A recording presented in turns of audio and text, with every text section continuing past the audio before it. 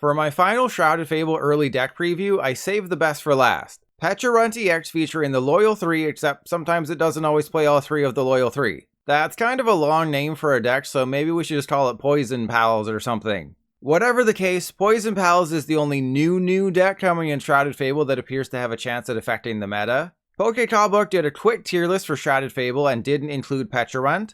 United Wings did Squawk into tier 3, but based on Gym League tournaments, this will have a decent enough win rate. There's a host of new cards in the deck, which means it'll be quite expensive to craft in Pokemon TCG Live unless it's given away for free on the Battle Pass, so let's start with the Pokemon. The backbone of every list is going to be Pecharunt EX. While the attack does become powerful at the end of a game, dealing 60 damage for each prize card your opponent has taken, it's mostly there for its ability. Once during your turn, you can switch one of your bench Dark Pokemon with your active, and the new active is Poison. For those of you who hate Stall, this means you will never lose to them so long as you only have Dark Pokemon in play. For every other matchup, poisoning your active is actually a good thing. That's because the main attacker is Okidogi EX. For 3 energy, Okidogi EX does 130 base damage. But if it's poisoned, that jumps to 230 damage, perfect for KOing nearly every basic 2 prizer not named Raging Bolt EX. On top of the added damage Okidogi EX does while poisoned, the deck also runs several copies of Binding Mochi. If the Pokemon Binding Mochi is attached to his poison, their attacks deal 40 more damage.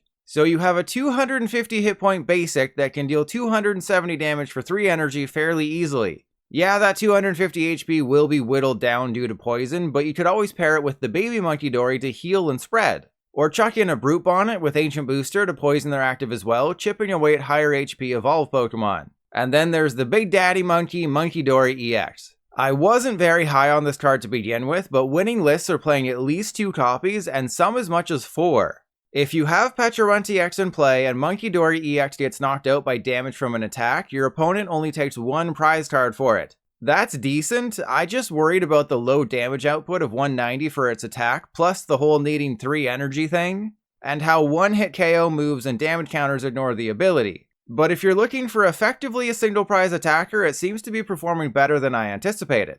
For the last of the Loyal 3 Pokemon in the deck, there's Fezandipiti EX. More useful in single prize decks than EX heavy decks, Fezandipiti draws 3 cards if one of your Pokemon was knocked out during your opponent's last turn. So it does have a good amount of synergy with Munkidori EX and its whole giving up 1 prize card thing. However, not every winning list actually ran Fezandipiti, and if they did, it was a single copy. Its attack is only useful at cleaning up missed knockouts, and you can only use its ability once per turn, no matter how many times you Fezandipiti's nuts. Still, since when is drawing 3 cards ever a bad thing?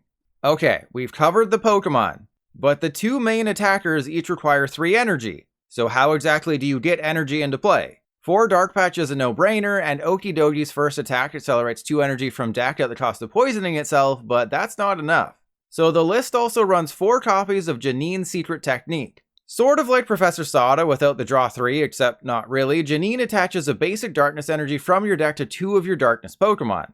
Between Janine, Dark Patch, Pecharunt's ability, and your attach for turn, Okidogi EX should be able to attack for at least 230 damage on turn 1 going second quite regularly. Here's what you'll want a Pecharunt EX deck to look like come Shrouded Fable. You could always play around with the counts of Pokemon, like taking out a Squawkabilly and adding a 3rd Okidogi, but with Heavy Ball, Super Rod, and Nightly Stretcher, you shouldn't run out of attackers. There's also a Dark Morpeko in the deck as a free retreater who can one-shot Mimikyu while also keeping your energy in play, and a Roaring Moon EX to one-shot high HP Pokemon like Dragapult EX and Charizard EX that Okidogi would otherwise struggle to destroy. Someone that snuck into about half of the list, like 2 12-year-olds in a trench coat trying to see that Jennifer Lawrence movie, is Darkrai VSTAR. Not only does it give you access to a VSTAR power that retrieves 2 items from the discard pile, as well as an attack that does 30 damage plus 30 more for each darkness energy attached to all of your Pokemon, it's also not a basic and it's weak to grass instead of fighting. So if your list has 11 or 12 energy, taking a big 1-hit KO is possible, and if you're facing a deck with fighting types, you have someone that should survive an attack. And where does Janine keep the recipe for her secret technique? Exactly, inside her secret box. Edging out Prime Catcher, Secret Box has been the most popular ace spec for the Poison Pals. At the cost of discarding 3 cards from hand, it goes and gets you an item, tool, supporter, and stadium. The item will change based on the situation, but the tool will be Binding Mochi, the supporter will probably be Janine, and the stadium will be whatever stadium the deck plays. I really stretched my brain figuring out that last one. If you want to mix things up, this list removes the Darkrai and Fezandipiti EX and picks Prime Catcher over Secret Box. Between Munkidori and Kieran, you should be able to deal with those high HP stage 2s, though the lack of recurring draw does seem like a major drawback. While the Poison Pals deck does seem powerful on paper and has seen some success, I can't help shake the feeling that you're wearing socks right now. Stop that. Also, doesn't it just kind of seem like a worse Raging Bolt Ogerpon? They're practically the same thing, except Raging Bolt doesn't have a damage cap. Its energy accelerating supporter also draws you 3 cards, and Ogerpon EX accelerates energy into play while also drawing a card. Yeah, Poison Pals might have a few extra bells and whistles, but it can't compete with the raw power of Ogre Bolt. So yes, Poison Pals should be good. Unfortunately, there's another deck that follows the same strategy, which is Tier 1, while Pecharunt EX will likely have to settle for Tier 3.5.